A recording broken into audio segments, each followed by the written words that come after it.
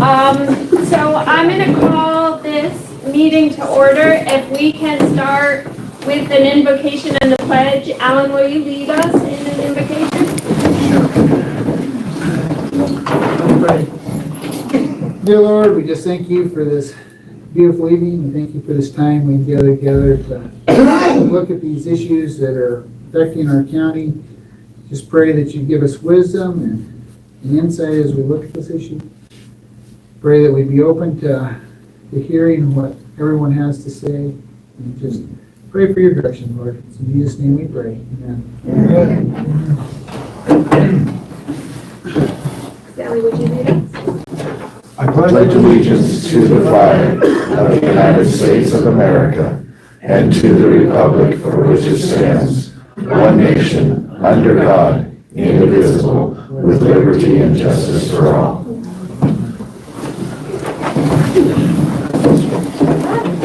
Well, thank you all for coming today.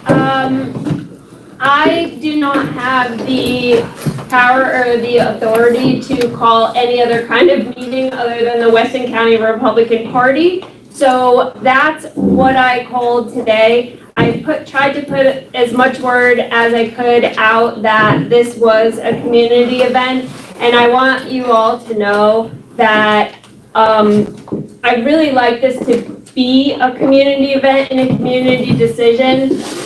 So this is open to everyone, and I honestly, from my own personal perspective, I don't really know what to do next, and I would like to hear from everyone. And I truly believe that the entire Wyoming Republican Party and the Weston County Republican Party would like to hear from everyone. So if you have something to say today, please do not hesitate to speak up. So we are here today. I'm sure you all have heard all of the controversy about the election.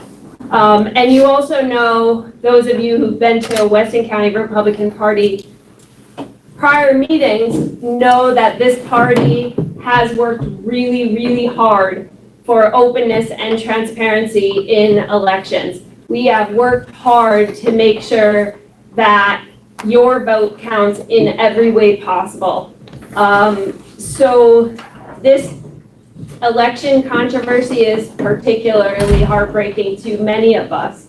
I just want to say thank you to everyone who has worked on this, all of you who volunteered as election workers, all of you who volunteered as poll workers, and to say that this controversy, it happened in spite of you, not because of you. All of the election judges and all of the poll watchers and everyone involved from this side of this election has worked extremely hard, and you should all be commended for what you've done to ensure free and fair elections.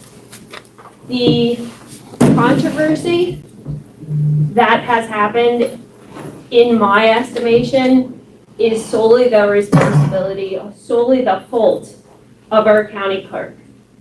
She used incorrect ballots, and while that can be construed as an innocent mistake, everything that she has done after that is pure negligence, in my opinion.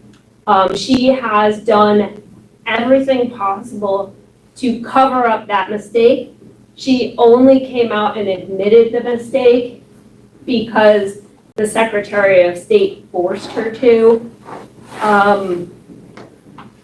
She has done everything in her power to stop full recounts. I asked for full recounts of every race in this election so that you, the voters, would know that your vote counted in every race. And that was not done. She only recounted the 2 candidates that she was forced to. And she resisted every other attempt to recount. if you watched the canvassing board, you would see what a travesty her audit process is. She stood in front of the election judges at election judge training and told us that auditing of ballots that she is forced to do by statute, she only does the bare minimum of, and she thinks they're stupid.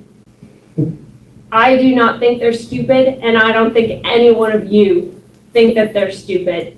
And this, what happened, is a testament to why we need audits. And so I'm here today because I want to hear from everyone, and I want us to come to a decision as a community on what happens next. So I do want to let everyone know too that tomorrow is the canvassing board for the state.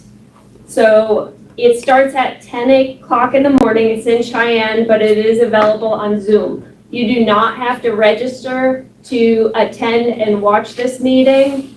And this will be the state canvassing board, and they were going to discuss all of the races and everything that happened across the state. I have no doubt that Weston County is going to figure prominently. This is the first time that a hand recount has been ordered here, and it's about time. I think legislation needs to happen. Legislation needs to strengthen this process, strengthen the audit process, and allow things like hand recounts when the people want them. So, and when they're warranted. So let's talk about all of that here today and decide together as a group on what the next step is. Again, if you go on, there's some announcements out, but if you go on the Secretary of State's website, you'll find the links to tomorrow's meeting. If you want to testify tomorrow, you do have to register, but to watch, you don't have to. So tomorrow morning at 10. I will let you know, there is, I did file a personal complaint for another election code violation, and I just did that last week, and I haven't been able to report it to you yet. And I filed it on behalf of the party, because in statutes, the parties are allowed, are supposed to have equal representation between Democrat election judges and Republican election judges, and it was brought to my attention in the canvassing board that the Republicans did not have a election worker at the election ballot counting, the absentee and early voting counting. So when I was there, I was the poll watcher on your behalf. And when I was there, I thought it kind of odd. I was sitting next to the Democrat election judge, and there wasn't any, I was the only one there. And I thought that the Republicans were represented by the county clerk staff. And I didn't know enough to know if that was true or not. So I did as we're instructed to do in poll watcher training, and I wrote it down. And I reported it as soon as I was finished my poll watching. And when I reported it, I found that it was a violation. And then in the canvassing board meeting, Becky stated that that I was your election judge, and I was not sworn. So I was not an election judge, and this party was not properly represented at the counting of the absentee and early voting ballot counting. So I filed a complaint with the Secretary of State's office on behalf of the party. Carrie, that happened to me when I was the poll watcher in the courthouse in 2022. I reported it to you. I was a poll watcher the Republican judge never showed up, but the Democrat man was there. And she told me I was the Republican. So this is the pattern. I sent that to you that night. I have a comment. Yeah. Had the election judges in the Newcastle polling, all of the county, all three polling places, been trained properly and followed the statutes for training, the poll book judge would have known it's their job to check the ballots to make sure they're right before you open the polls. We have never done that. We've never been trained to do that. I missed it. I didn't realize it. I think you could see it because that one line is missing. But with, like when we were up in county, it was not. Really? I Well, mean, maybe we would have I'm then. not sure we would have caught it. It wasn't, I mean, of course, we were going through it fast in Warren County, but it, like But I've the- heard that there was either 2 or 3 different ballots. And after having counted them, like I said, we're, moving Yeah. fast. But I couldn't tell you now that I had seen 3 different ballots. Maybe that would have caught it. So But it is another violation of statute that we were not trained properly to be checking those ballots. But maybe we wouldn't have caught it, But which you I'm glad we would- did. it would be because then good we if caught we some other did. things. I mean, obviously, we should, as election judge, catch it, but I don't know that we would. So does everyone here understand exactly what happened with Chip Nyman's race? No one knows exactly. Please explain it. Yeah, I would get So this is not this ballot, but I'm gonna use this as an example. So what happened was Clerk Hadlock had the ballots printed. And then she realized that in Chip's race, there was supposed to be a line that said it's a 4-year term. 2-year term. So she had the ballots reprinted, but when you add that line, it shifts all of the other lines down, right? So she, instead of, when she had the ballots reprinted, she kept the wrong ballots and she put them in the election, I don't know what you call it. The precinct bags. The bags, the precinct bags. So the machine is programmed to read when you put a mark here and when you put a mark here. It just reads that line. So it's programmed to read this line. And when she had the ballots reprinted, the line shifted down. So when you blackened this bubble, it wasn't supposed to read this line. So it just said that you didn't vote in the election. And it counted it as an undervote for Chip.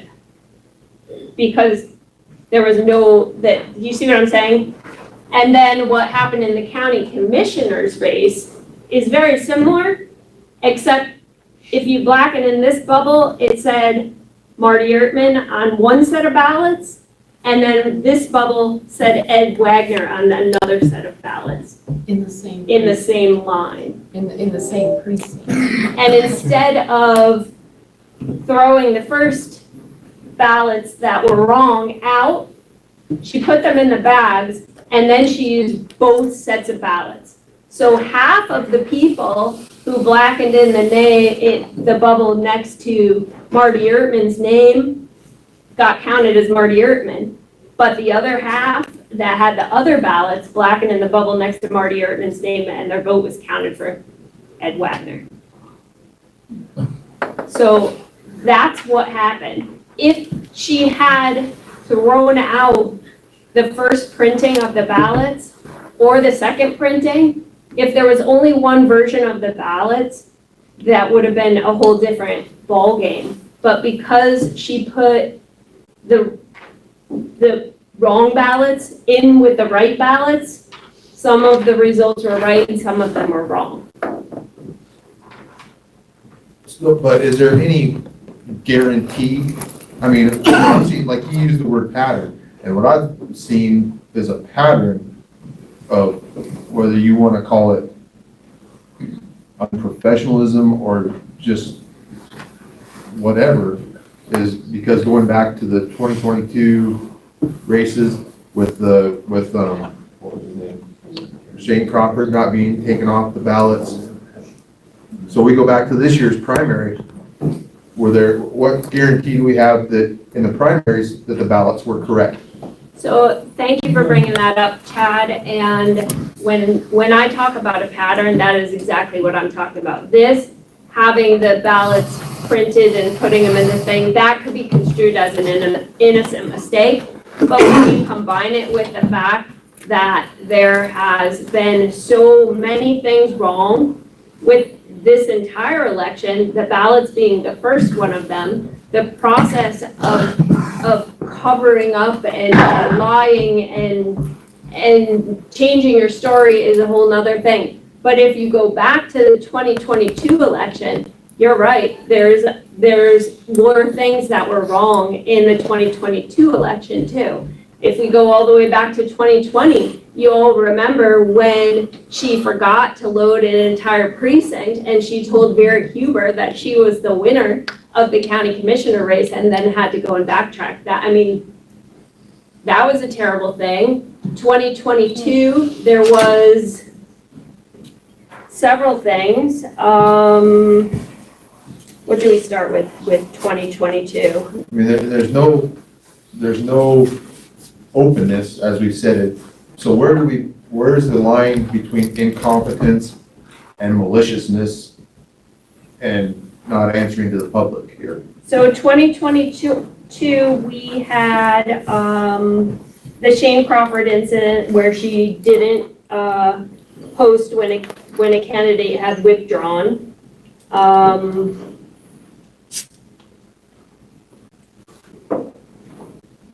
That 2022 is also when she sent a letter to all poll watchers telling them that they weren't allowed to carry firearms in, which was completely wrong. Did not notify the sheriff of this. It was also the year I put my FOIA request in for the surety bonds on these elected officials. And I had to wait a full 30 days. And on the 30th day, when I went to go collect the bond information, I was told to go to the treasurer's office after dealing with Becky Hadlock through this. And when I went to the treasurer's office, she told me I wasn't getting it. I was going to have to reapply to her for another 30-day wait. So I called Michael Stolpen. Michael Stolpen made her give me that bond that day. Do you know why she didn't want to give it to me? Because every elected official is supposed to be covered under a surety bond. And that ensures that their oath of office is kept. And only 3 of our 5 commissioners were bonded. The other 2 were not bonded. She rectified it, but that's why she didn't want to give me that information. Did everything in her power to stop me.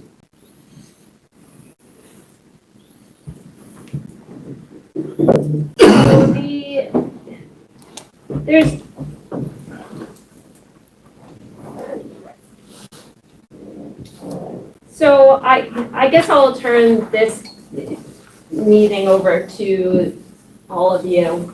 I have a question on, so she is the elected official. So where did the county commissioners and the county judge come in to play in something like this with her? So that's what we're here to discuss too, what we can do. There are a few things that were brought to my attention. One of them being statute 18-3-902, which is removal of a public officer. The county commissioners are elected officials just like Becky is. they're billed as the highest elected officials in the land, but we all know, and Marty and Vera and Don can all speak to this. They don't have they can't tell her what to do. She can thumb her nose at them just like she thumbs her nose at us. In addition to the weekly printed version of the newsletter journal, we also promote our community and share important information on our award-winning website, newslj.com, and in our weekly email newsletter, Nuke Now. We also connect with readers through various social media platforms and invite you to check us out on Facebook, Twitter, and Instagram. You can even take a look at a recent meeting of the City Council, School Board, or County Commission on our YouTube channel. We do hope that you will go to newslj.com and subscribe today, and we look forward to making all of our great content available to you. But regardless of your level of support, we thank you from the bottom of our hearts for doing your part to preserve a free and independent local press. They don't have they can't tell her what to do. She can thumb her nose at them just like she thumbs her nose at us. We are her boss. We, the people, are her boss. So if you look at statute 18-3-902, I don't know if somebody else brought it that they want to speak to it, but it does say that the process for removal of an elected official for malfeasance would start with either the county commissioners could forward a letter to the governor asking for him to remove this elected official, or the people can send a letter to the governor asking for the removal. So that is an option open to we the people. Is there a certain number of signatures that have to be on it? Nope.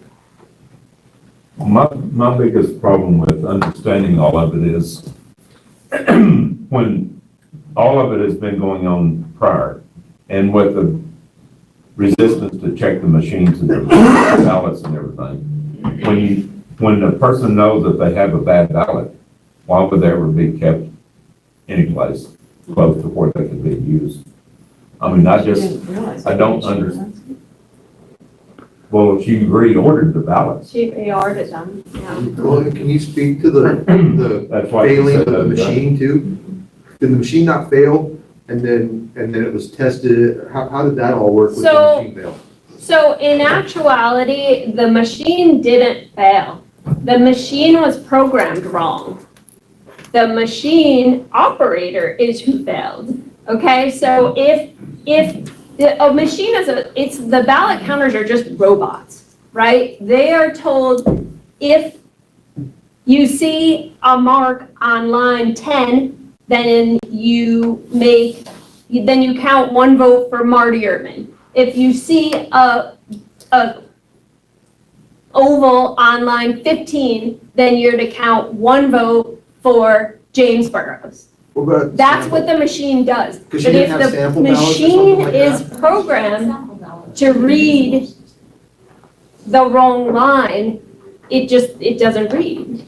Well, I think to answer his question, what I understood is that the ballots that were tested weren't the ballots that were Okay, used. so what happened in the testing is you have ballot version 1 and ballot version 2, right? So the machines were tested with ballot version 1. The machine didn't know that ballot version 2 existed. Becky Hadlock didn't know that version 2 existed.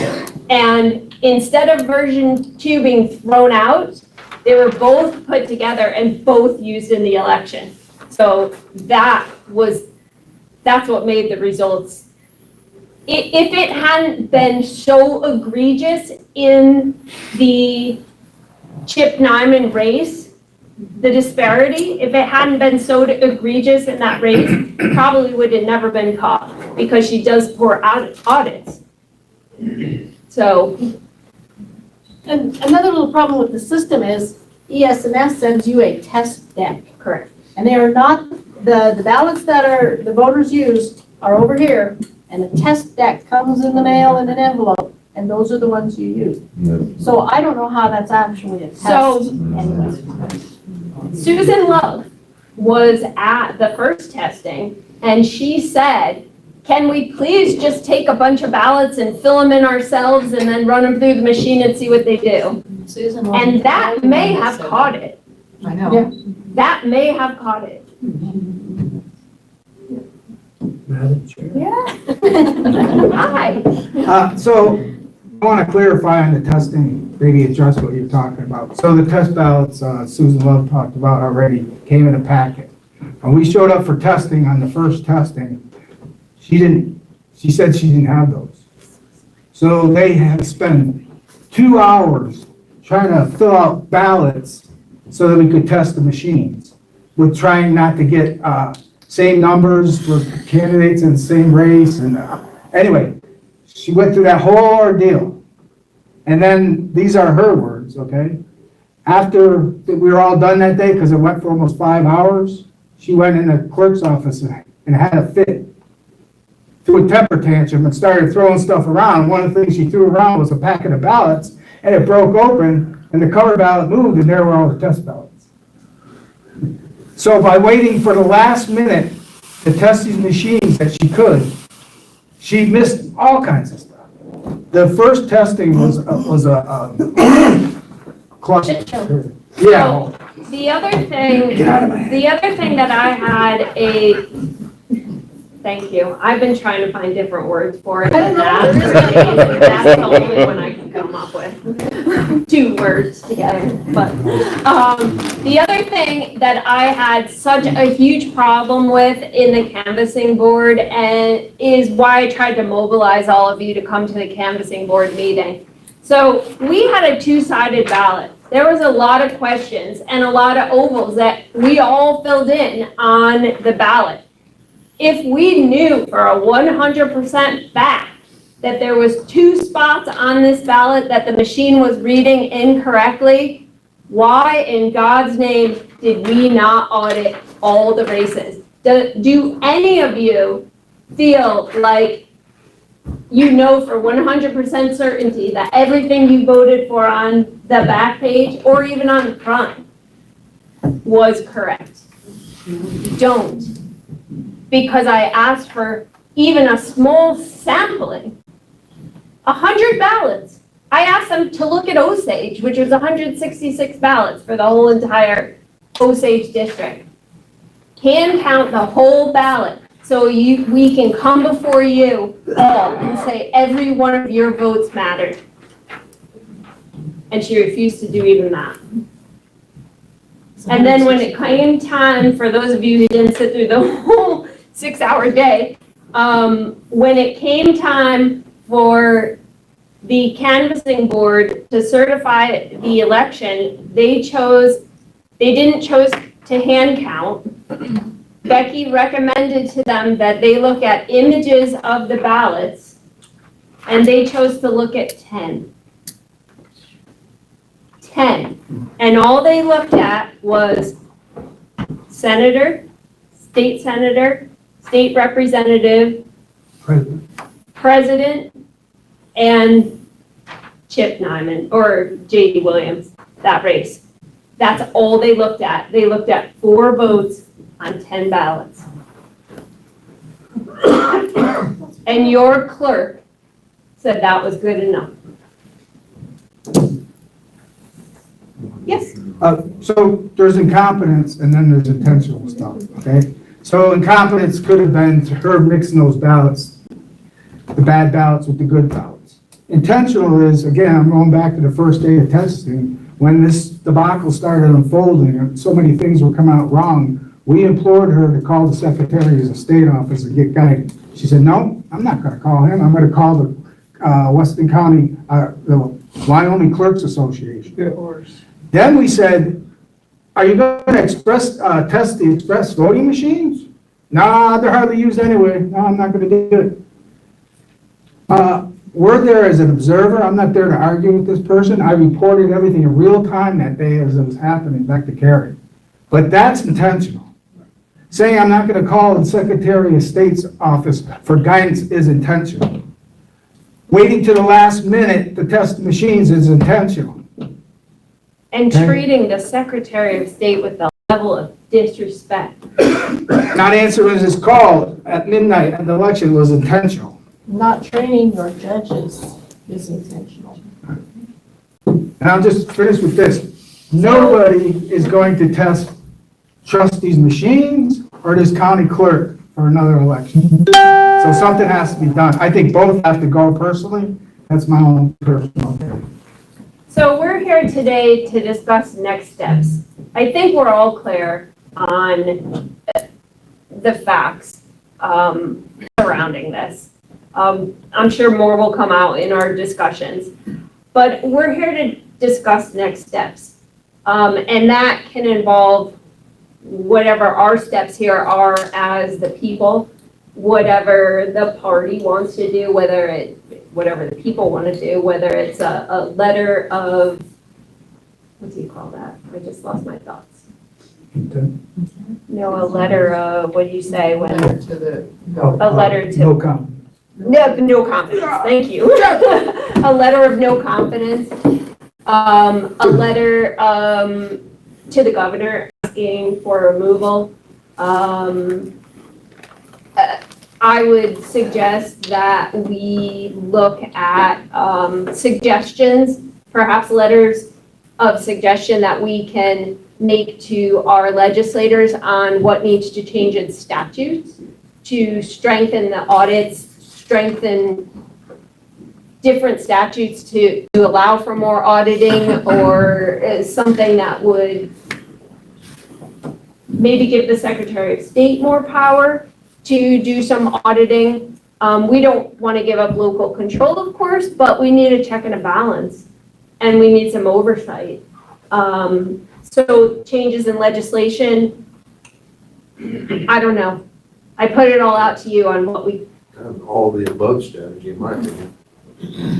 One of the things that I was just really struck by in this whole thing is how much power any of the clerks in the whole state have. In that, and that there's no check anywhere except for the possibility of hand counting. I don't see any other check. They have the power. They're the ones that build. They're the ones that build the ballot. They're the ones that tell ES&S how to program the ballot. They're the ones that are in charge of the election where we actually use the ballot. And then they're the ones in charge of counting it and auditing audit it. themselves. And, I mean, Appointed the canvassing board? yeah, they appoint it's just, and in any other situation, like, just turning this back to the hospital board, like, at the hospital, when we see somebody that's in charge of the money from the beginning clear to the end, we're like, oh my land, we're putting this person in a terrible position. And in a way, that's what we're doing to these clerks. We're making it so it's just not easy to catch mistakes, innocent or on purpose. And, right, there's not a second set of eyes. And so that's what I think we really need to be thinking about, both for Weston County and for the state as a whole, in that there needs to be some sort of a check.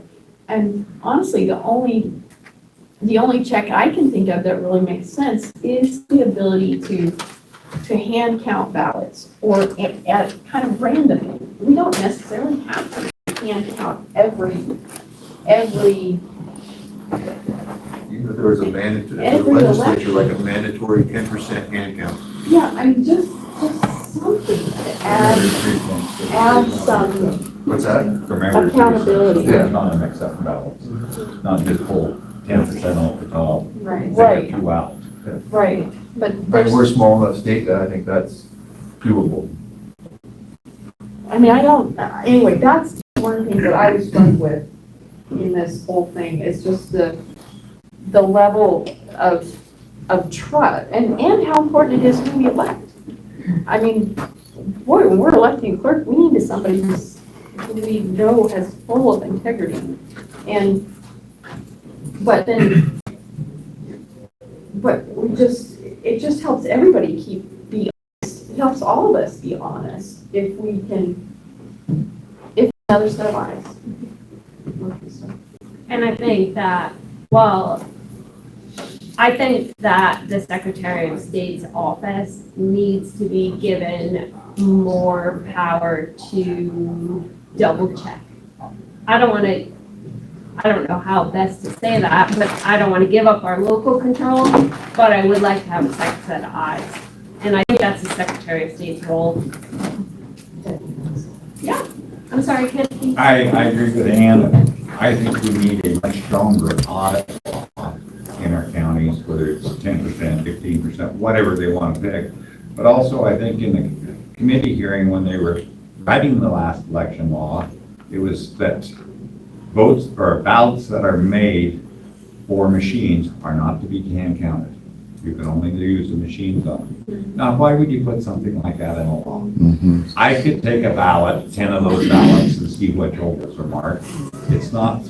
Now, if you were using chads and handling those ballots, and another chad fell out, that could be a problem. But we're not using chads anymore. We're filling an oval.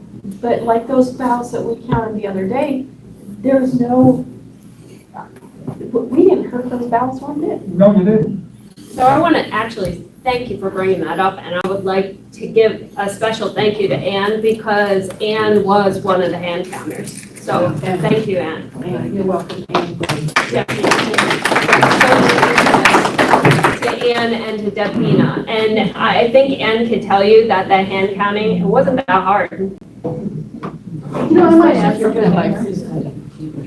Since we had judges there to help with the hand count, and I counted 6, and there may have been more, certified judges in the audience or whatever that showed up to help if needed, but our clerk chose to shut the door to the public in the clerk's office from 10 to 2:30 and not use the certified judges that showed up.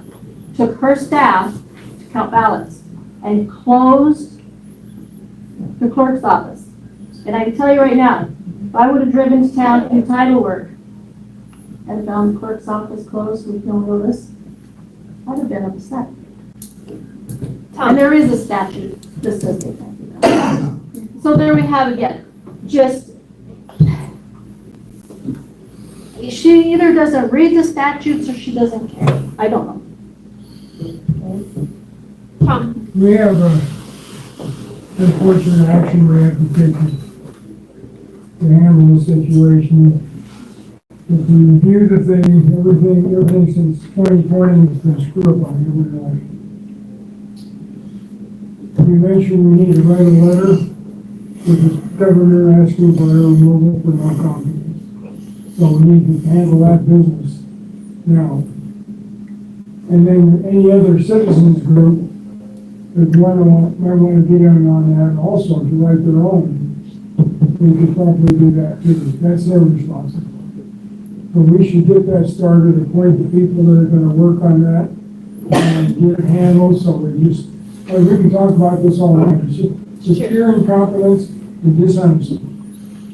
So is that the, For the clerk, they have to be honest. so what is the will of the room? What, We need to get around to. okay, There's a significant conflict of interest when the clerk is allowed to appoint her personal friends to validate the election outcome as the canvassing board. The new store. This is the one-stop shop. We have a pharmacy. We have a bootlegger's liquor. The deli, the food that you can get at a lunchtime is so amazing. The coffee shop. Certain Friday mornings, there's 30 people sitting here in all these chairs. This is the hub for people to come and visit, have their coffee, have their donuts. It's amazing what this area has done. Totally amazing.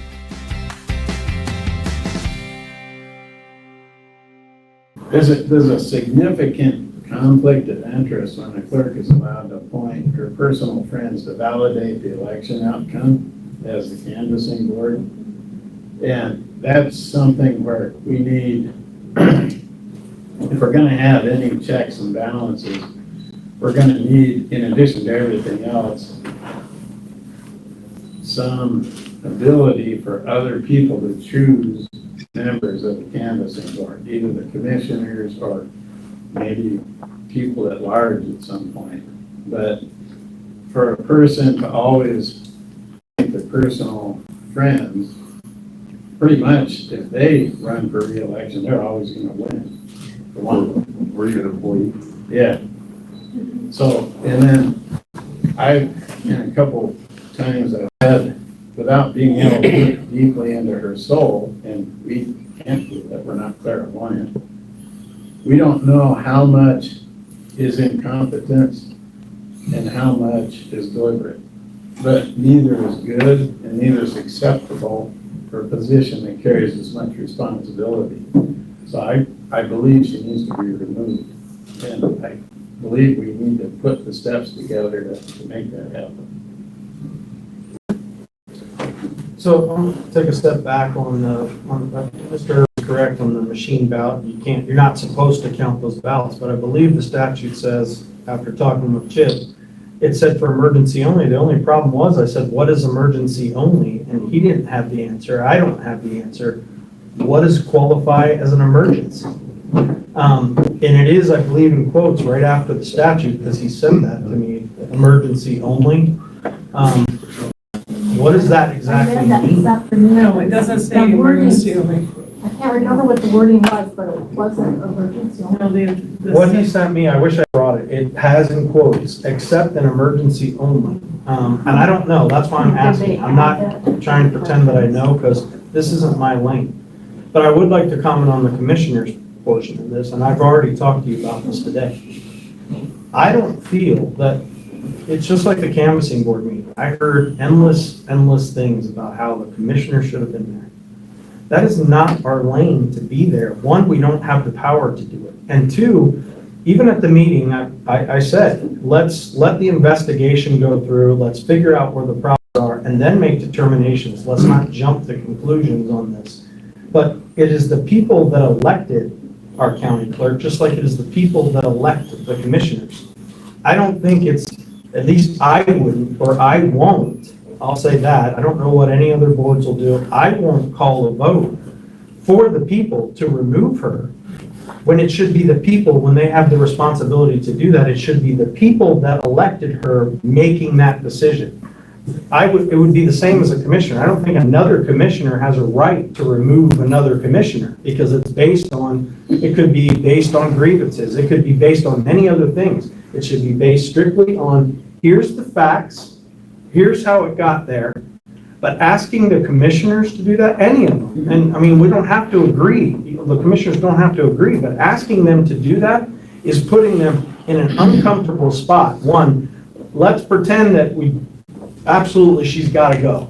And then it's come out that there's something that, happened that wasn't really her fault. We all assume that wasn't malicious. No one can really say for sure, but we have these facts.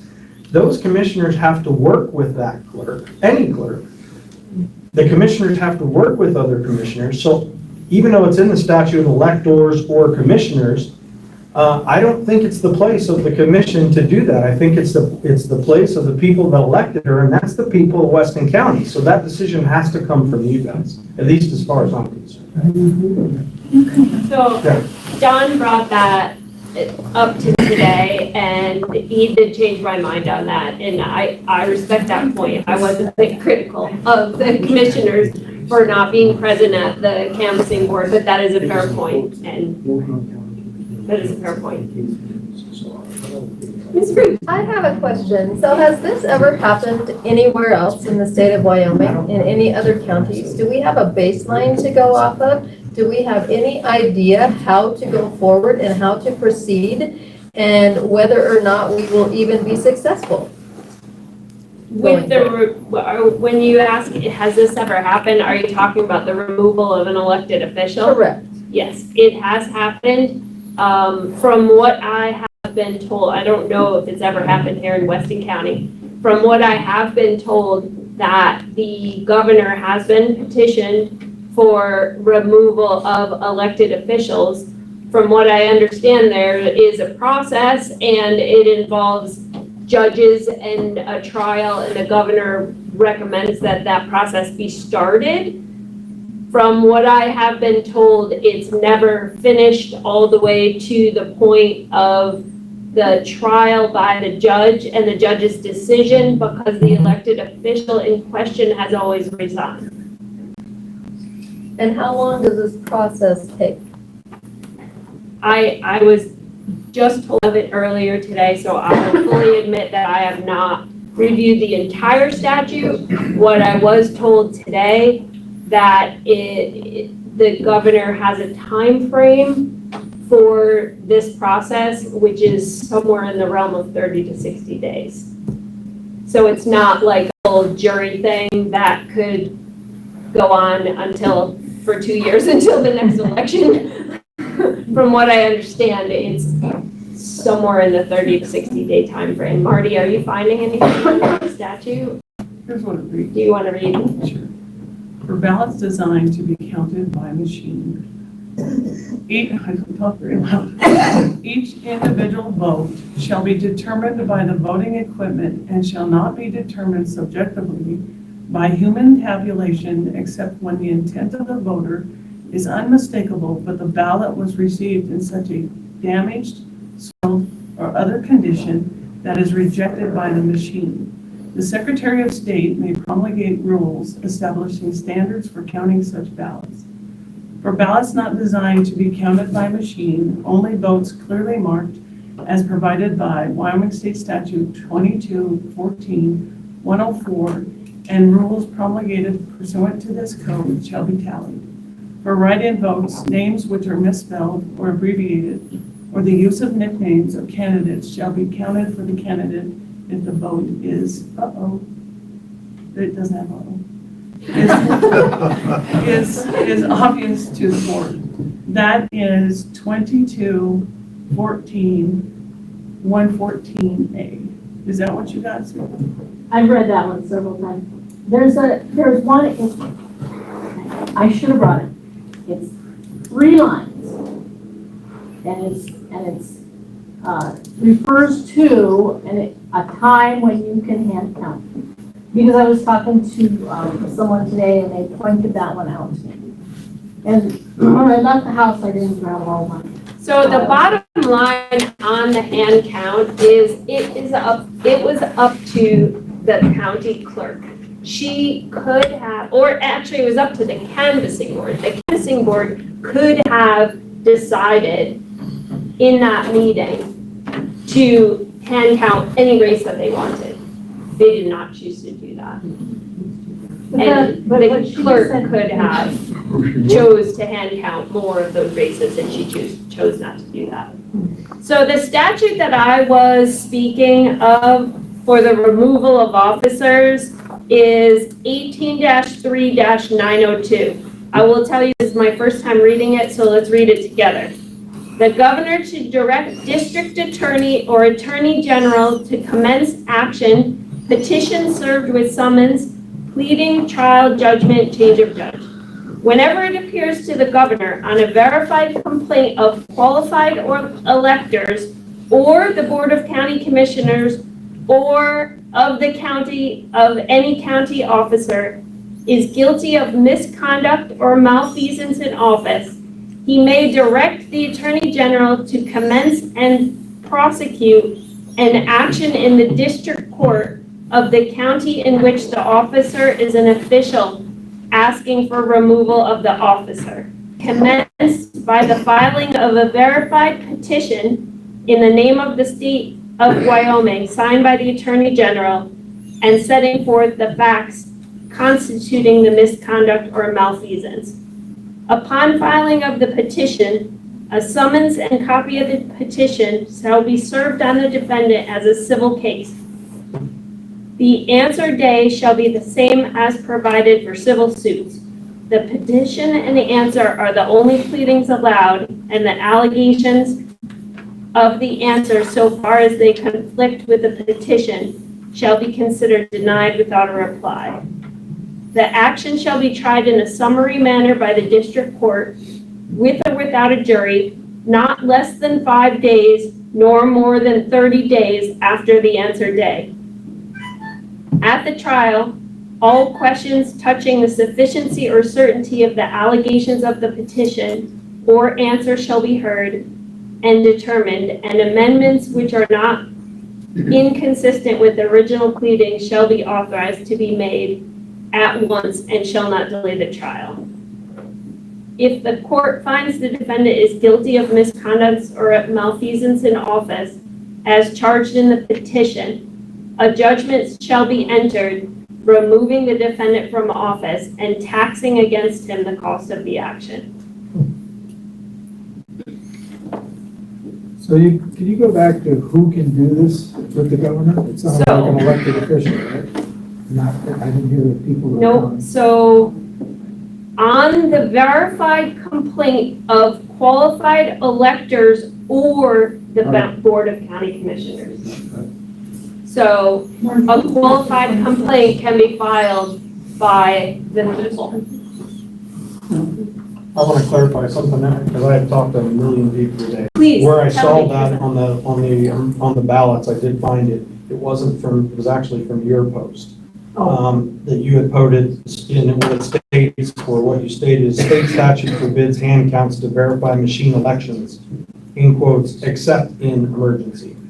So I put it, except, I'm sorry, Don. No, it's fine. I want to clarify, I was, a lot of people, so it was my mistake of where it came from, but I knew I saw it. Yeah. And that's where I saw it. So I put that in there because I knew that email was gonna get out into the public sooner or later.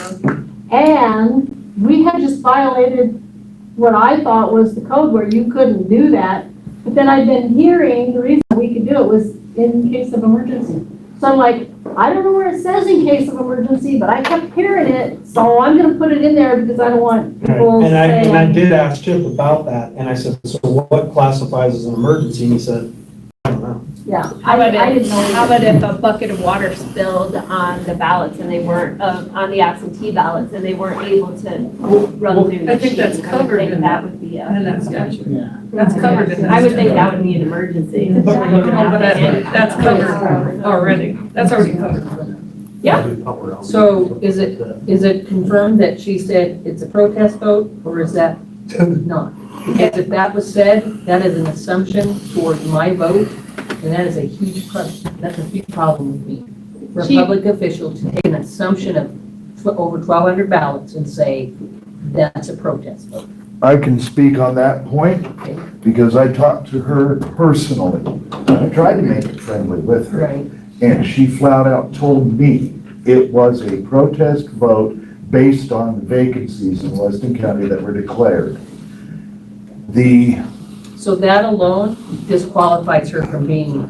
The other part of that is that Joni Nyman also reported that she was there with her husband when Hadlock called him and told him the same thing that she told me. And then she lied about it afterwards, saying she did not do this. But that is also her denial of it. I do not have her in my conversation, but I find it funny that she had the same conversation with somebody else. But her denial of it, and basically without calling us liars, has been recorded and it is online now. Well, she did say to you that day she thought it was a confidential. She may have thought that, but when it's 13 But I mean, that's hours what she said after, the day at the when canvassing. it's 13 hours after the polls closed, there's that kind of anomaly in the vote. And here's a person from the newspaper asking her a question. For that to be considered confidential doesn't make sense. And the simple fact of the matter is, if you're an elected official and I'm talking to you about stuff that is public stuff, it's not confidential. But my point was, she didn't deny it. She just said she thought that statement was confidential. Oh, she So denied didn't- that she said it and then made the statement, I believe that she said that afterwards. And then said that she thought it was Private conversation, as I think the word she is. But if she, Just, and I'm not, commission out of it for a minute. And I believe Commissioner-elect Kirkland would agree with me on this. If I'm not mistaken, they found a 60-vote difference Correct, from hers that went back to Ed. correct. In the last few elections, just taking that fact, leaving out the personal, she said, I said, that you said, that she said, taking that out, the first time I ran for commissioner, I lost by 57 votes. The second time when I was elected, and Vera lost to me after those, that was I believe, don't quote me, but I believe it was an 8-vote swing. The 60 votes taken from commissioner-elect is a significant amount of votes in a Agreed. small community. Now, having said that, isn't it worth it, even if it's 100% correct, to have something in legislature, for the future? The election, as far as I'm concerned, the people spoke. And we're assuming that the people spoke and it was accurately counted. But 60-vote swing is significant enough to say, hey, we need to look at this and we need to double check it. And that isn't a harp on our clerk. It's just a basic common sense fact that you're taking 3, we check 2. I don't care who's on the ballot. They deserve to know that they didn't lose 60 votes, or they didn't, because the elections have been that close over the last few years. So whatever mechanism needs to go into place to verify that, it shouldn't be like pulling teeth to get that done. It should almost be like, you're right, let's check it all just to double check it. So let me that's my ask you problem. all. I personally feel that because there was verified miscounts in 3 races on this ballot, I think you should have definitely counted every race on the whole ballot by hand to assure the voters. Am I off base? Does anybody disagree with me that entire ballot should have been recounted? Right, they should have went back and done the primaries, to make sure that it was done right correctly too. And if she's that incompetent, how do we have absolutely no faith in the primaries either? So just a quick, 3, I thought there was 2. There was Chip Nyman, Marty, and Ed. With verified not discrepancies. races. Not 3 races, but 3 races. Yeah. 3 discrepancies in results. Yes. 2 races, 3 candidates, right? wasn't there something wrong with the school board? We don't know because they weren't audited. They weren't even looked at. The school board race, it could very well have, there could have been a problem with the school board race. We don't know. Well, the Because same, they refused to look at it. the same with this. There could have been a problem with the mayor's race. The city council has 2 that were very close, very close. So would the coding have told that on the ballot? Of the other races? Was it just the coding that gave away something was going on? So, I mean. So the only way that it was caught, Marty, and the only way that your race was looked at was because Chip's was so egregiously wrong. Right, but If it hadn't been that wrong, they would not have discovered the coding problem in your race. And that's uncomfortable, but. Agreed. Who did ES&S come in and look at the code? That's what I'm asking. I was under the assumption that they came in, they looked at Chip's race, and then they were like, You have a problem oh, this over is here. like weird too. I think you're right about that. So what I'm asking you is then if they, Yeah. I mean, if they looked at all of coding, did they look at, would he have looked at all, or she, I apologize. I don't know the answer to that question, Marty. Well, that is the only explanation for the county commissioner The race county to come up. commissioner. So does Chuck Yeah. know that answer?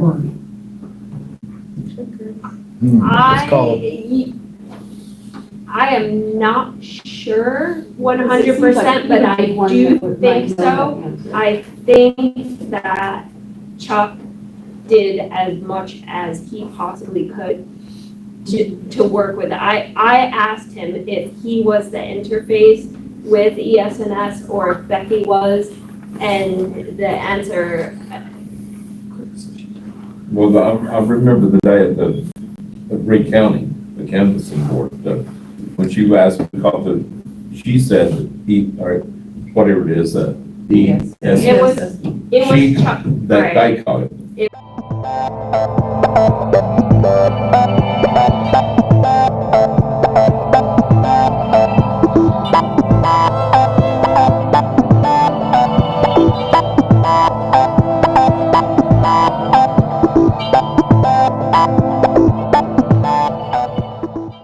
Well, I remember the day at recounting the canvassing board, when she asked because she said that or whatever it is, It was Chuck that Gray. they caught it. It was Chuck She Gray's made that office statement, that- who found it and told her that she needed to get ES&S on it. Right. And I told Chuck Gray and his office that the reason why I was asking the question of who was in charge of the interface between ES&S and us to find out the results, to find out what the real problem was, because I would have, if Chuck had said his office was in charge of it, I would have been completely comfortable with that. I was not comfortable with Becky being in charge of it, but I don't know what the answer is. I guess my question, I wasn't there, I have no idea, but how would Chuck Gray's office know what's on our voting machines without a communication with the machine?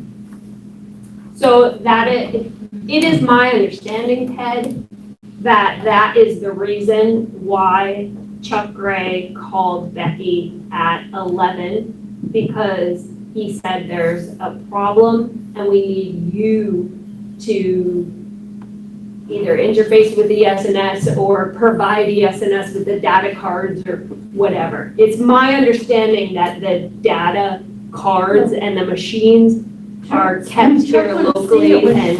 She posted unofficial results on the Correct. on the website and sent them to Chuck. But It's glaring. Correct, but you know, Yeah, I saw it. like, But but we don't have, we have access to those results, all of us, the public, but we don't have access to the ballot images. Only the clerk has access to the ballot images.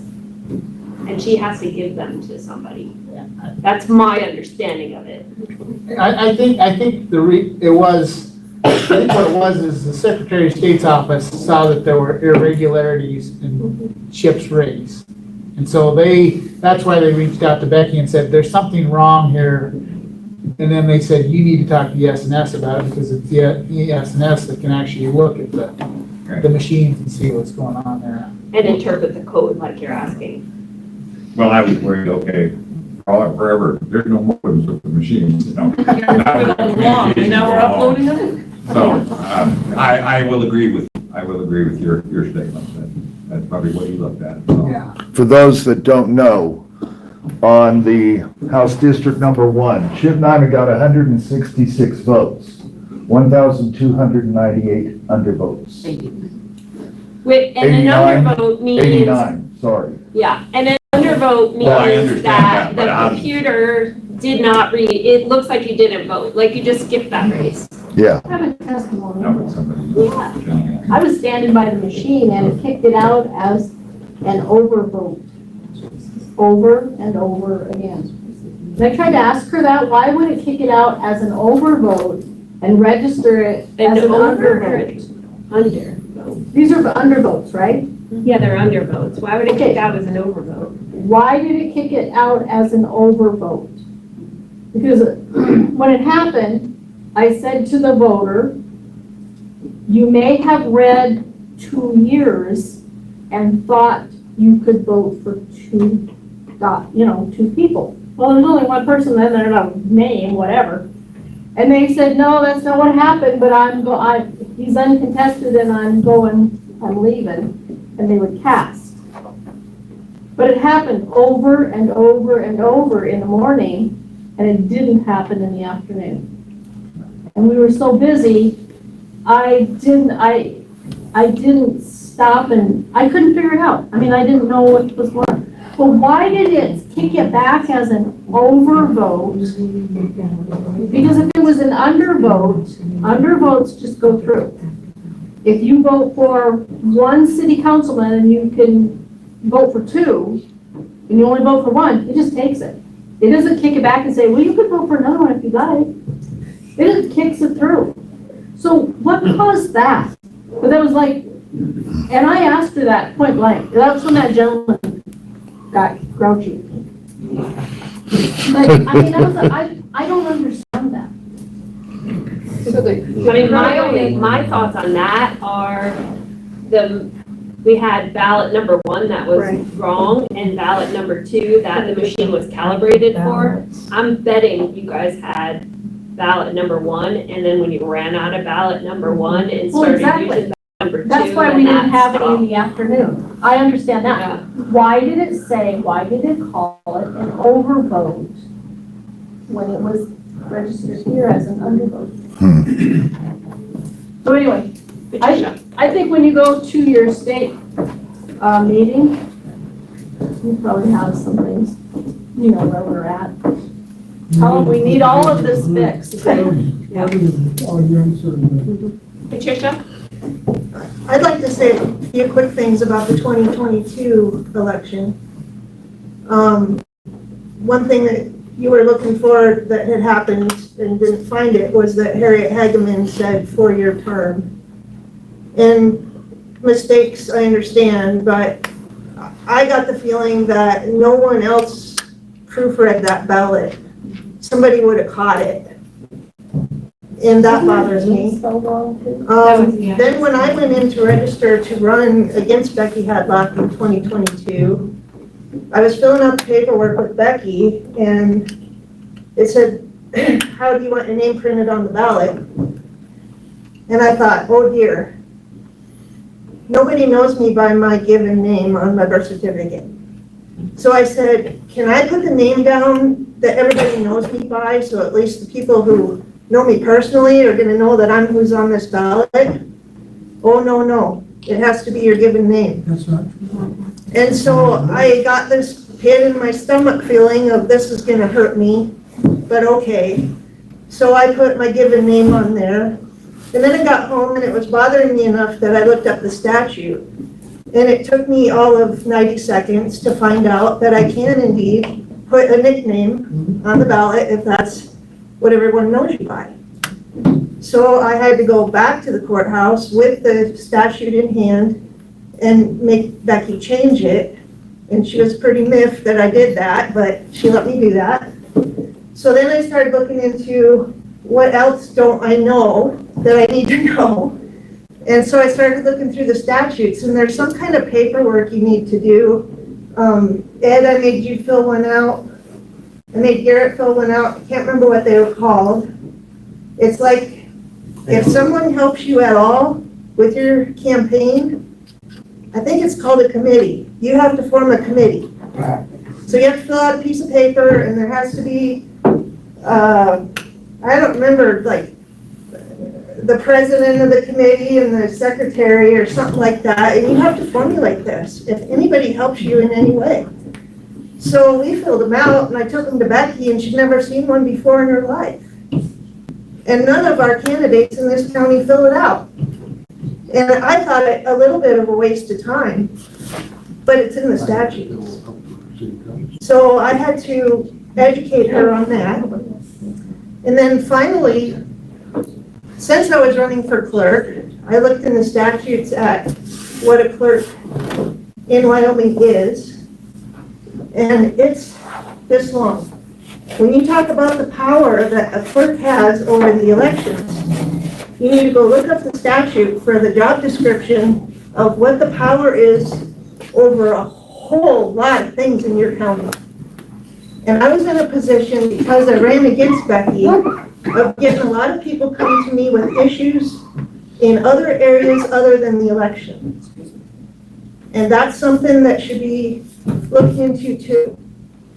Because she deals with the budget, she deals with the licenses, she deals with your titles. And the list is long. Human resources. The employees of the county. Human resources.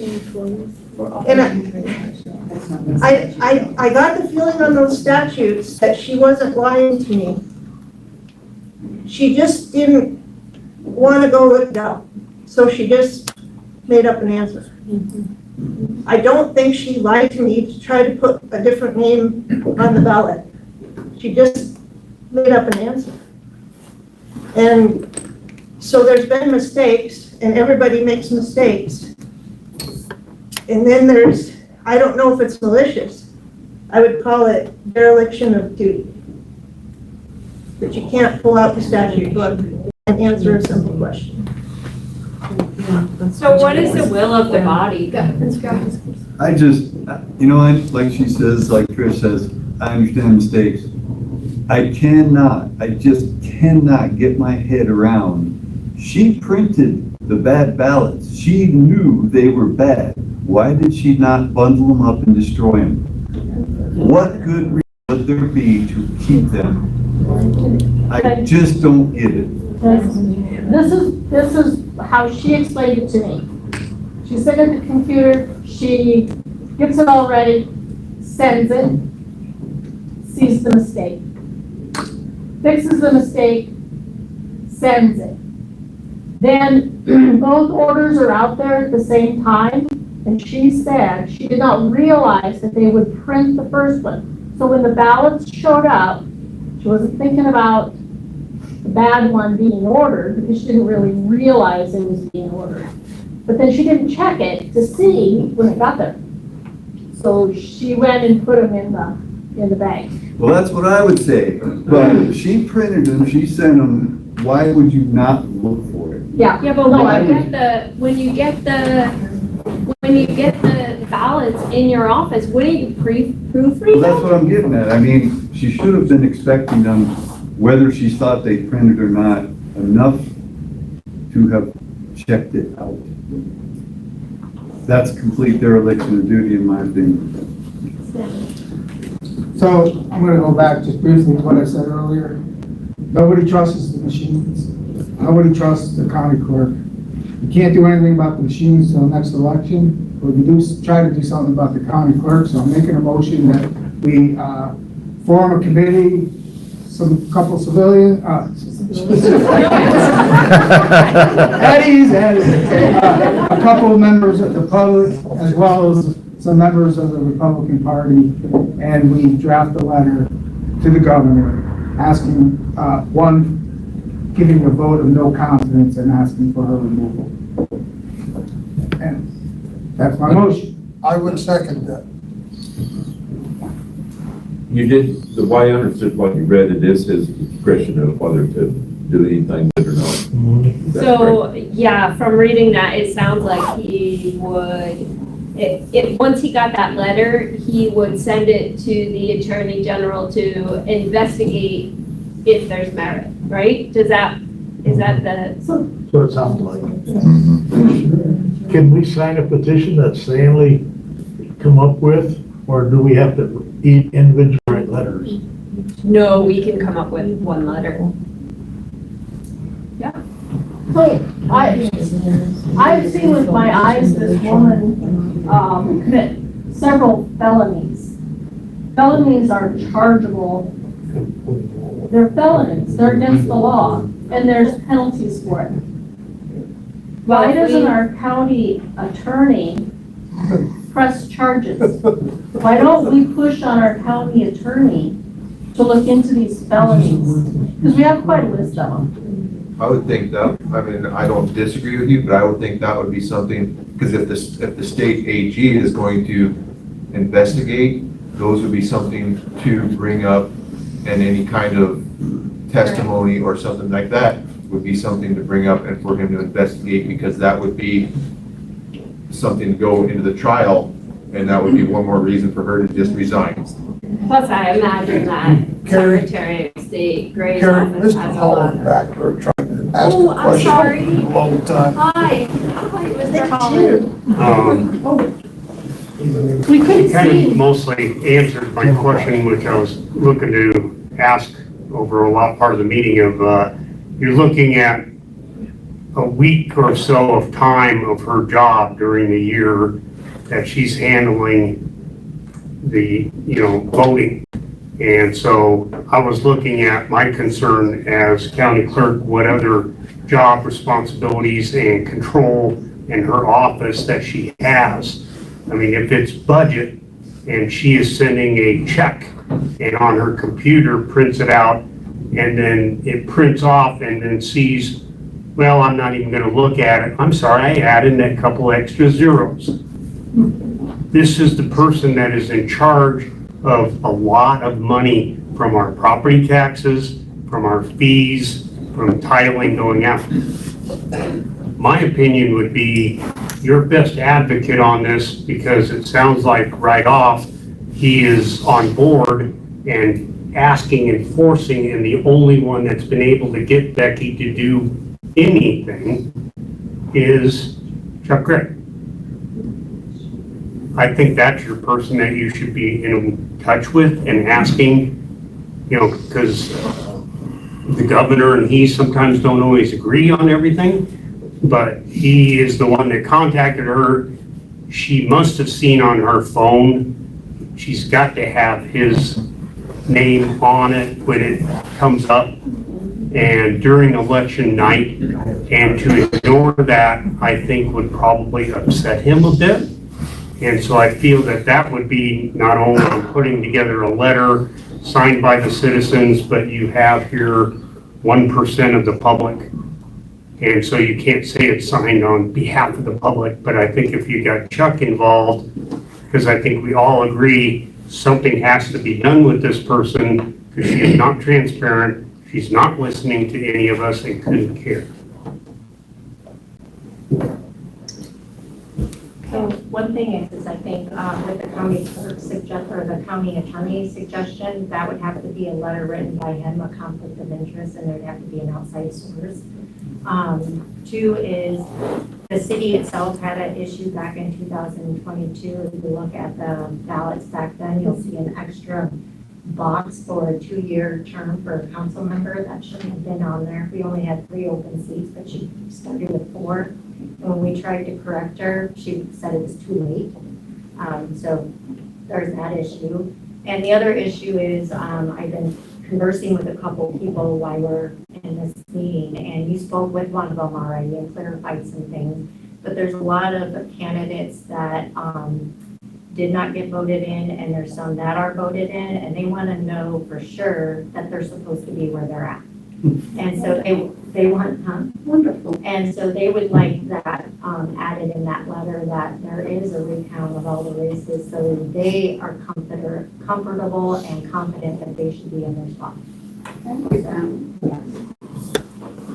Well, 2 things. So with the ballot that she was talking about for the city, and then the messed up ballot this time, who pays for the ballots?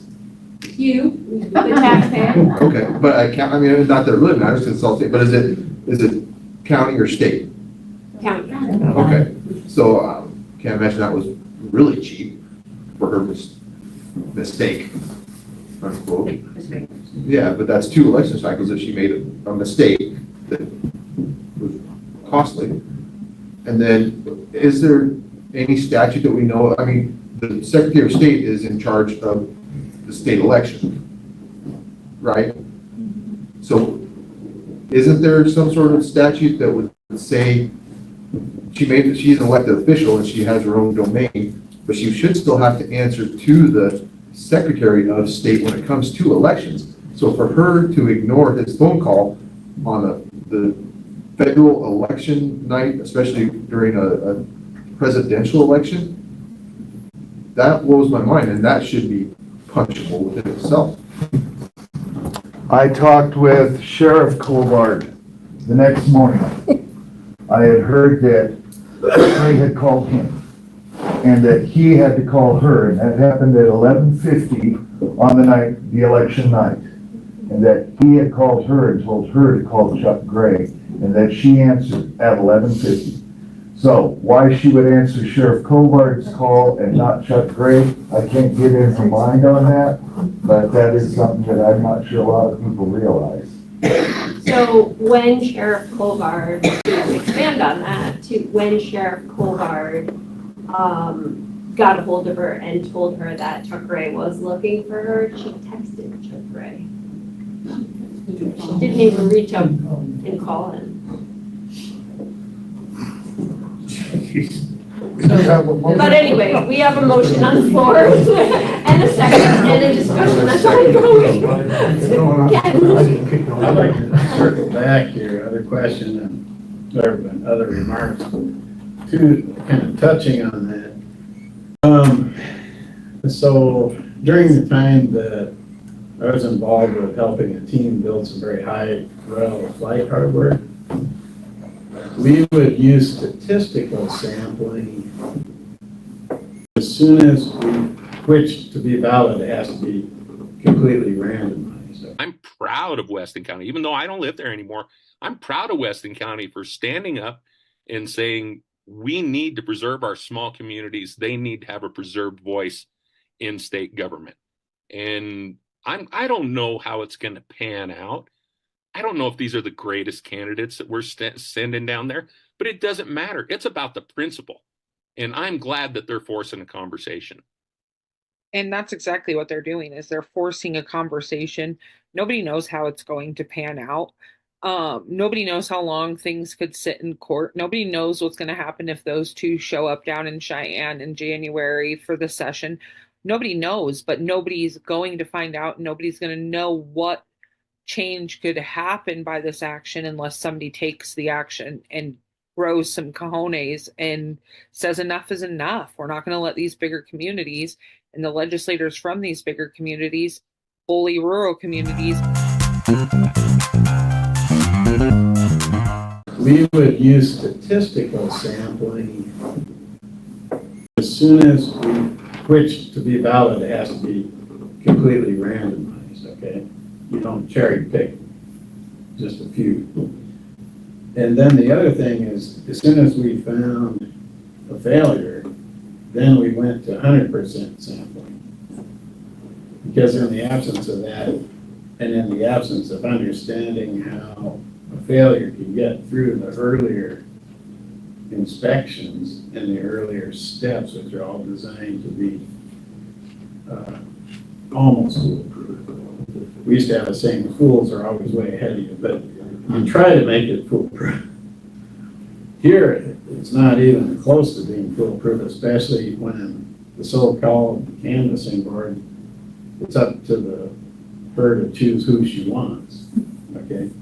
But the fact is, once you've detected a failure, you can't know how many other failures there are without doing 100% sampling. So the answer to the other question, well, what about the other races? Are they off only a few percent? Are they off by a couple hundred votes? Are they off by more? We don't know. It could be off by a lot, or only a little. But even if they were only off by a little, is that acceptable? I would ask. And as a voter, as a personal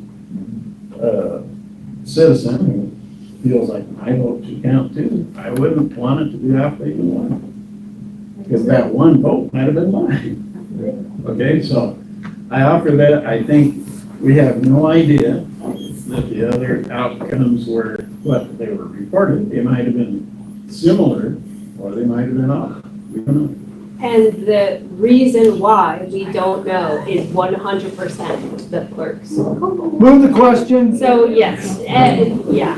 So the motion and the second on the floor is. The former committee consisting of members of the public and members of the Weston County Republican Party to form a letter to the governor voicing a vote of no confidence and asking for Clerk Hadlock's removal from office. I have one thing. Have we talked to the Democratic Party? Do they want to be involved? You said that they wanted transparency too in elections, that they thought was important, do they need to be a part of this? That's up to them. Okay. And if they were concerned, they would be here. Okay. The question's been called. Question's been called. Yeah, so that's what it is. Can you repeat that question, please, ma'am?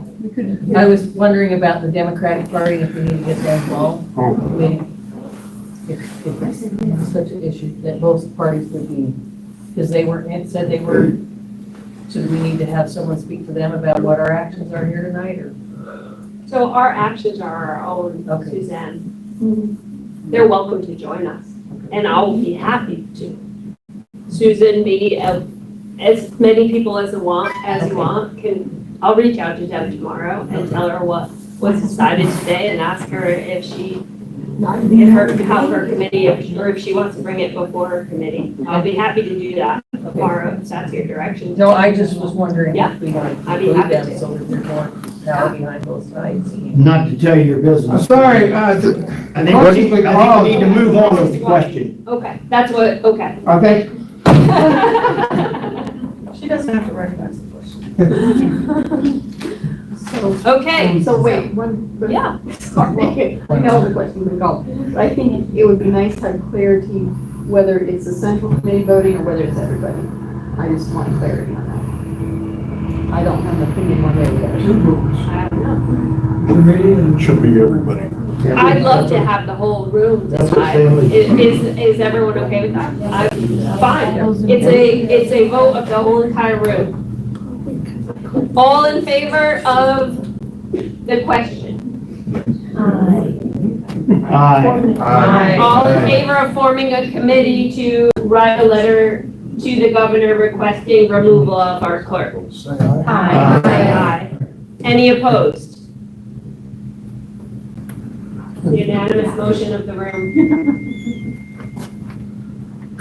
Does anyone follow up to that? Does anyone want to be part of the committee? And I think the committee should meet right now and get that letter, get a draft of that letter out tonight. I nominate Trish. I nominate Trish. What am I doing? You're part of the committee. So, anyone who wishes to help with the letter, just come on up here when we're all done. Next order of business, is there any other actions that this committee would like to see taken? We talked about drafting or making suggestions to draft legislation. Since the legislators don't start till January, we could certainly ask that everyone bring that to our next meeting.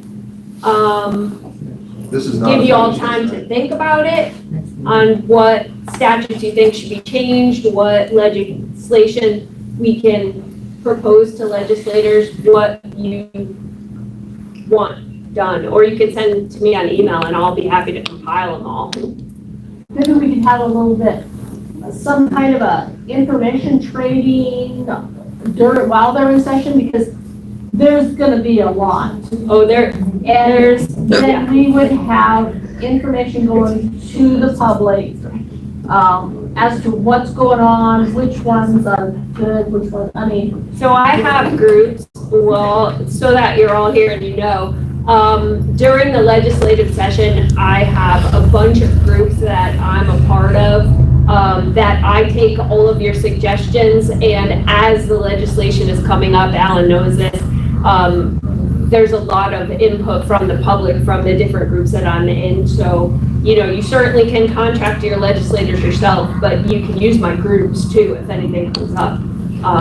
We meet almost every single night, the legislature is in session, and go over what happened during the day. And Well, I think it'd benefit us to do it before the session starts. absolutely. And get something started, but I think it'd also benefit us to have current and past legislators come in and talk about what direction they think would be best to go.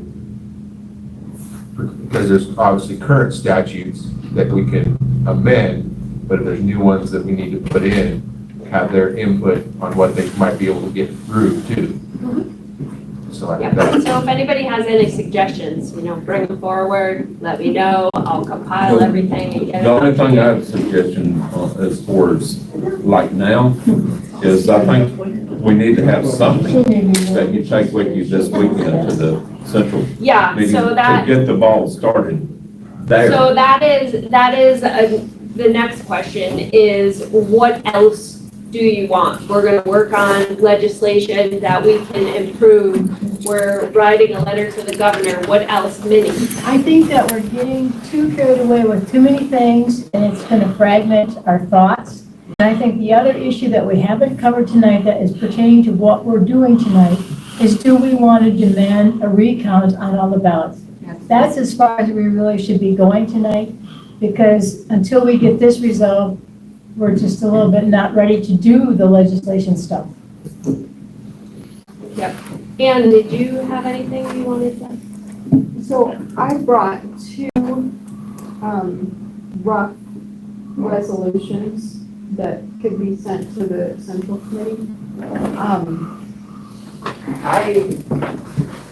I like one better than the other. So one of them, this is what I said, and like I said, it is rough. So I brought lots of copies, so in case people wanted to help fix it. I said, whereas the Weston County Clerk made several errors in the 2024 general election where votes were not counted towards the person that the voter intended them to be counted for, and then I just put dots. And then I said, and whereas it is possible for clerks all across the state of Wyoming to make similar errors because Wyoming clerks control the building of the ballots, the testing of the voting machines and ballots, the elections and the counting of the ballots.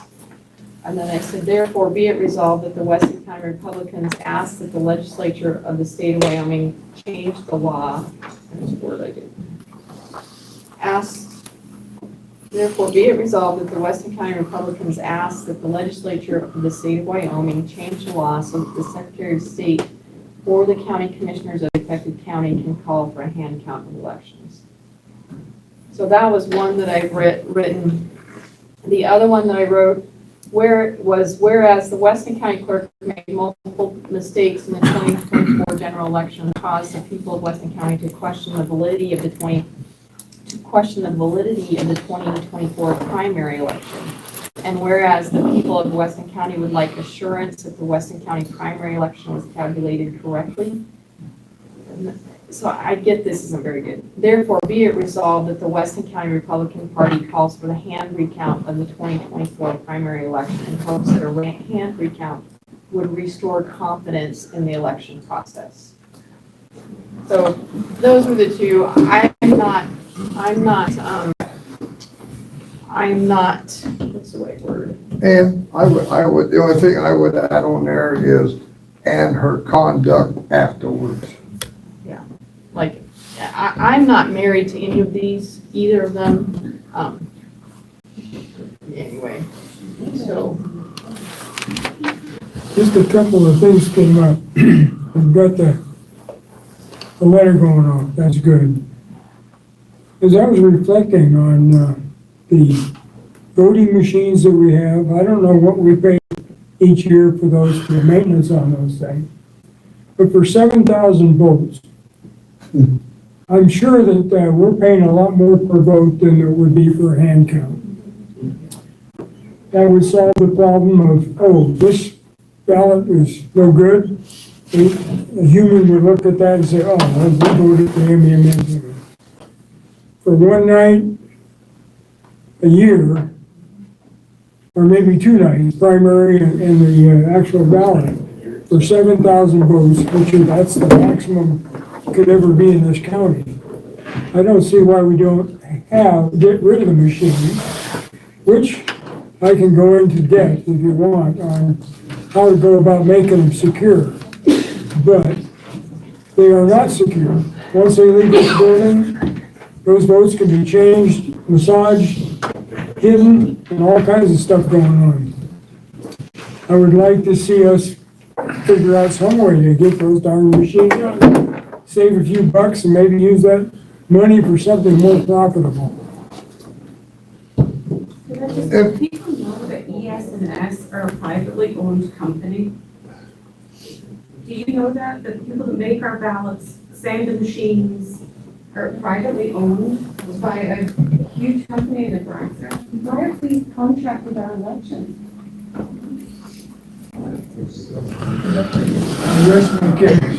I have two things. So our next election is in 2 years. We have plenty of time. The county commissioners have the power to choose hand count.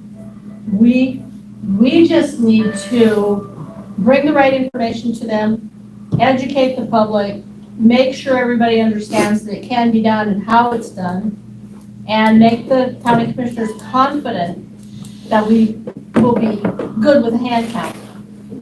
So that eliminates the machines right there. I think we have a little more research to do with that, because one of the things I wanted to research was how much those machines are actually costing us. Right. So how much we pay per year for them, how much the ballots cost, everything. I wanted. And help our county commissioners make the right decision on this by bringing down as much whatever we learn, we share.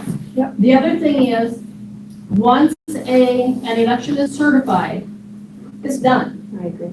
We cannot go back and recount the primary, we can't go back and recount last year. And in America, you cannot go back and recount old elections. That's just the way we are. I It's think sad. we may be able to for quality control, but I don't know if we can. I think once it's certified, you can't change the outcome. Well, which is fine. There's a time period. Yeah, It can be but that's challenged. why I fought so hard for the canvassing You have board. 14 days after it's been certified that it can be challenged. But after that, it's done. I think it's before. No, you have a time period afterwards, but it has to be a candidate who, so I don't think we could get, even if we wanted to, like the 1% tax. How do we know that passed? But there's no mechanism for forcing a recount. That's why I'm going back to the interest of that coding of that machine. Agreed. That's what is intriguing to me. Yeah. And we don't know.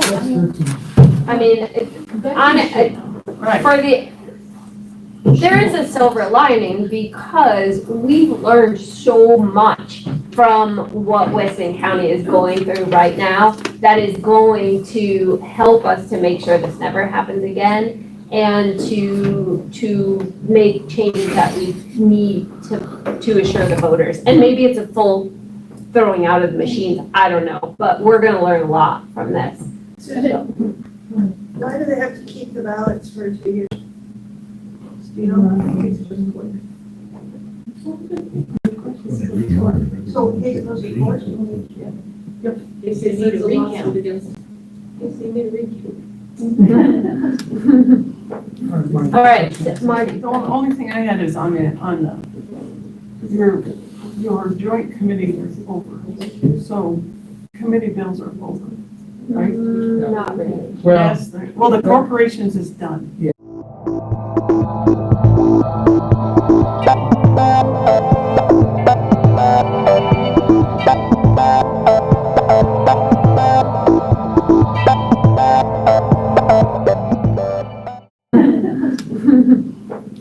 All right, Marty. The only thing I had is on your joint committee is over. So committee bills are over, right? Not really. Well, the corporations is done. Yeah, so I think they're all over now. So, Well, corporations have their last. Yeah, but they could get bills can come out on the first day and then be sent. Yeah, but they have committees. sponsored by a They'll be personal bills now. Yeah, corporation, committee bills are much stronger. Done, yeah. Committee bills are done. So you have to find the rest. And in case this question ever came to anybody's mind, I asked Sheriff Colbard the day of the canvassing, I said, what statutes were broken? And he says, none criminal. So as in from Becky? So- Which statutes Becky is broken? On this election, I, that he knew of. yeah, that he Points knew out. of, that he knew of. I'm not, I wouldn't answer that 100% definitively.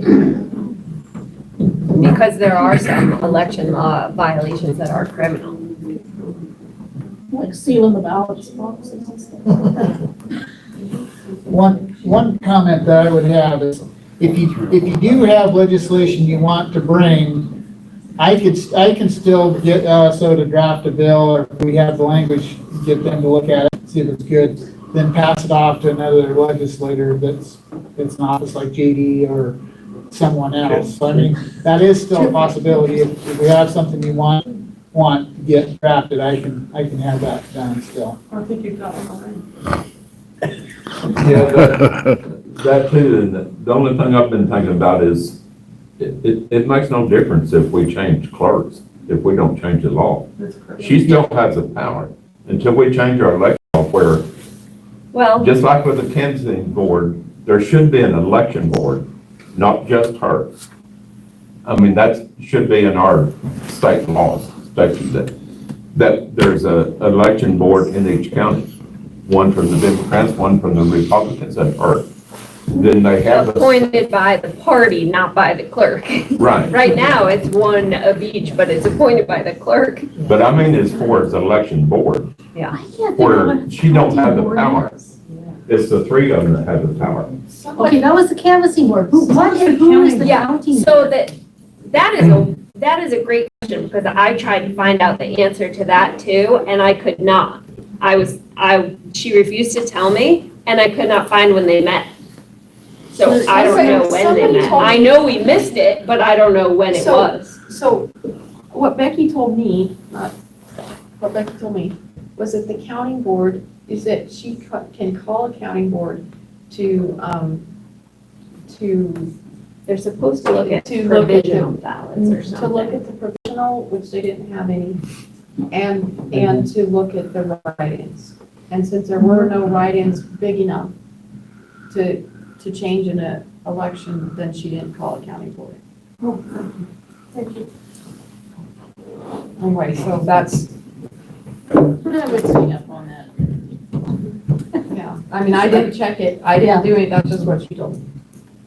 So there's a lot of scenarios we can come up with. I could come up with them probably to midnight and stuff like that. But we need to go in first steps, one step at a time. The first step is to write this letter, I believe. We can't do anything for the machines until 22 or on the way to 26, sorry. And like I said, there's 1,000 different scenarios we could come up with or questions and stuff. But I think, so I'll be on this committee to form this. I just want to address for 1 second, thank you, Stanley, what James had said. The clerk is very important, because if you have a clerk with integrity and who wants to do the right thing, she could choose to do a lot of the things that we asked for. Our clerk chose to do none of them.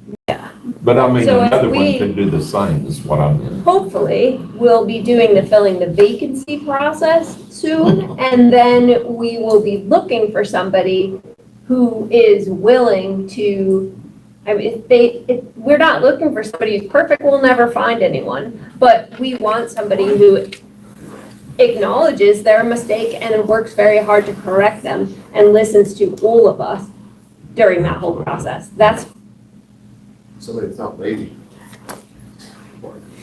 Well, let's just say she was to get removed. Who appoints one, or who fills in till an election, or? So I don't know what happens in between, but if she was to be removed, then it would be a vacant position. And once the position is declared vacant, then the party, Becky embarrassingly is a Republican, and the Republican Party would be tasked with doing the filling the vacancy process. So we would choose 3 names that the party would choose 3 names that we would forward to the county commissioners, and the county commissioners would choose the clerk. Great. So the county commissioners have already done this, the board of county commissioners have done this before with the clerk. So that clerk wasn't independent, so it didn't go to any party. It went to the board of county commissioners to choose, to interview and to choose. But what has to happen is an interim will have to be appointed because there's so much that has to be done by a county clerk. Those clerks have to be, I don't know if they're certified, but they have to be bonded. And they have so many requirements to sign certain things that have to be done by, not a deputy, but by a county clerk. So you have to, the board of county commissioners would have to make sure there was an interim before that whole system worked. And even at its fastest, the process would take 2 to 3 weeks. It's at the fastest. You still have things that have to be signed by, Yeah. the official.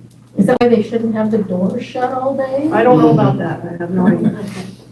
But part of my point was, like when Ann said, and others, that there's only one set of eyes.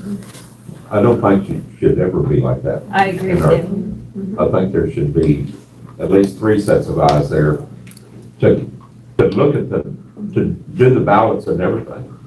Point well And then taken. Right, and then there's, less chance for error. And just for a vote of confidence over there on the budget, and Don can attest to this too, there are 3 sets of eyes, 3 sets that go to any warrant that comes across. So you have 3 sets of eyes, 3 offices that check anything that comes through as a warrant, and then comes the check. So anytime in that process, that can be planned, that's why so many times you hear an assistant that each commissioner will look at the warrant, the vouchers, then it goes through another set of eyes and another set, and then you are given what we used to call the green bar, which is really an arcade way of saying stuff.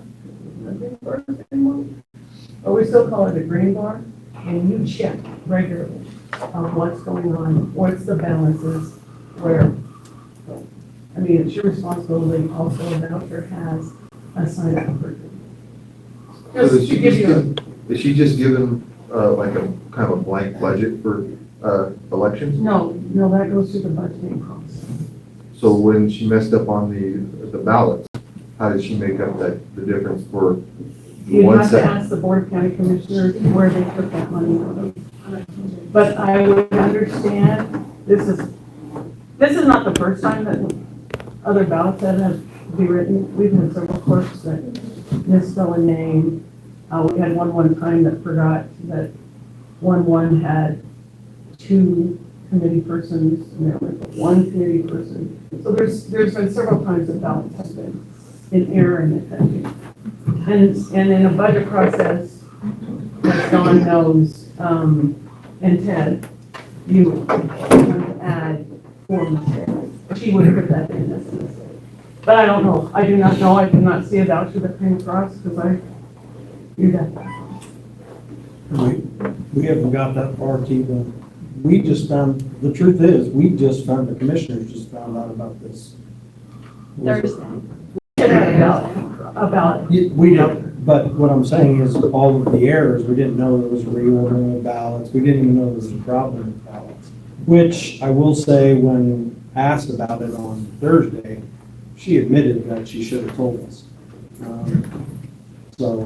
But that was the first that we even heard there was a problem. I heard from Carrie, and I said to Carrie, why weren't we told? But the truth is, If there was there's not any a lot we have power. miscommunication, that was on me. I apologize for that, but I was on the phone starting 7 a.m. on the day, on Wednesday, and I think I just now for this meeting.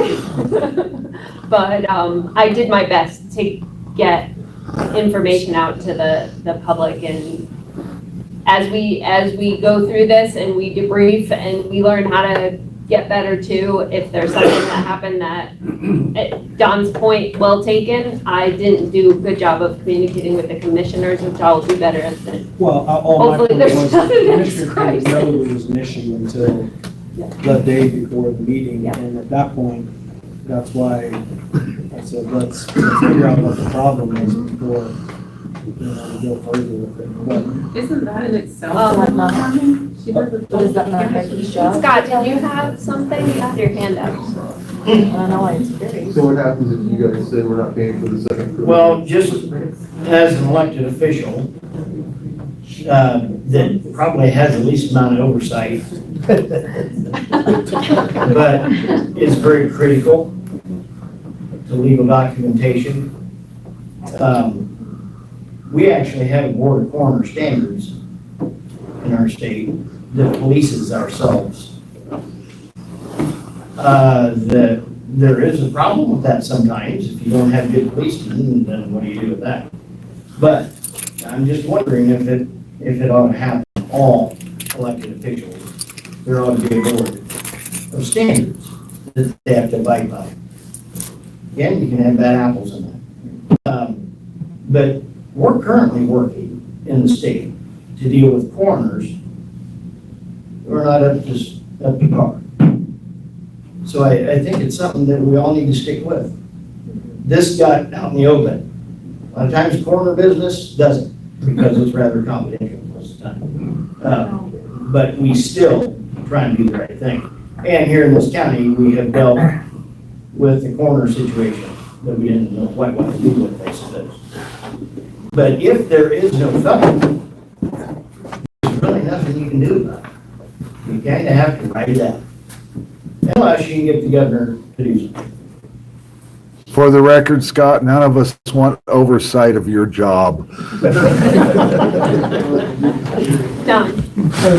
I was just reading some of the election rules, and if you go to the Wyoming State election rules on the automated system, it says under 2211.107, failure of an automatic tabulating equipment. If the automatic tabulating equipment fails during the ballot count, the county board shall use an alternate method of counting the ballots. 2211.108, right after, it says retabulation.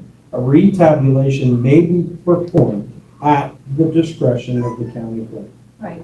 That's my point to you for all along, that the clerk, the minute, if I was your county clerk, the minute I was alerted by the Secretary of State that there was a potential problem, I would have convened all my election judges and we would have hand counted the whole entire election. That's me. Or when Susan brought up the I'd rather do more than not enough. undercount thing, that's a. But I didn't hook that to a problem until after the election. Yeah. It's weird, but I didn't know what it was. Just want to summarize, are we gonna put something in the form of motion to investigate getting rid of the voting machines? So we already have a hand count resolution here in the Weston County Republican Party, which I'm guessing is going to be resurrected. It was passed at our convention. Yeah, it was passed at our convention, and it will. And it was also adopted. How we move forward with that. So we got the letter, we're gonna get rid of the voting machines. Now, I am headed to the Wyoming Republican Party meeting this weekend. Is there anything that this committee would like me to carry down to the Wyoming Republican Party? Yes. Stand your ground against anything that has federal control to it, no matter how good it sounds. Because it sounds wonderful, like the federal law might be, everybody has to have ID or be a citizen or whatever, but there's strings attached to it. We can handle it at the state level. Fair point. I'd agree. Anything else from anyone? Yeah, get some rhino eliminator legislation. I worked for months and months and months on rhino eliminating. I never heard a thank you from you. Thank you.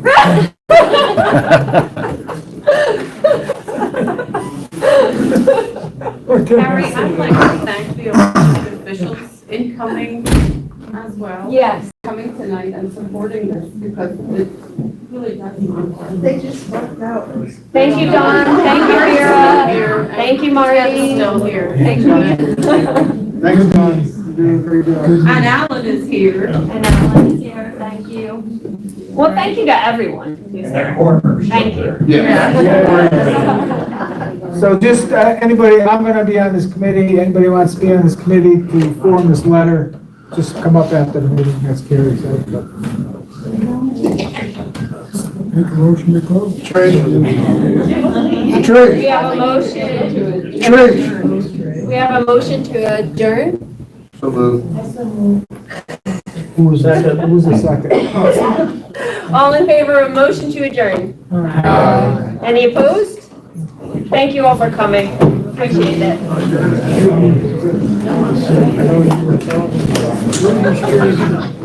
The new store. This is the one-stop shop. We have a pharmacy. We have a bootlegger's liquor. The deli, the food that you can get at a lunchtime is so amazing. The coffee shop. Certain Friday mornings, there's 30 people sitting here in all these chairs. This is the hub for people to come and visit, have their coffee, have their donuts. It's amazing what this area has done. Totally amazing.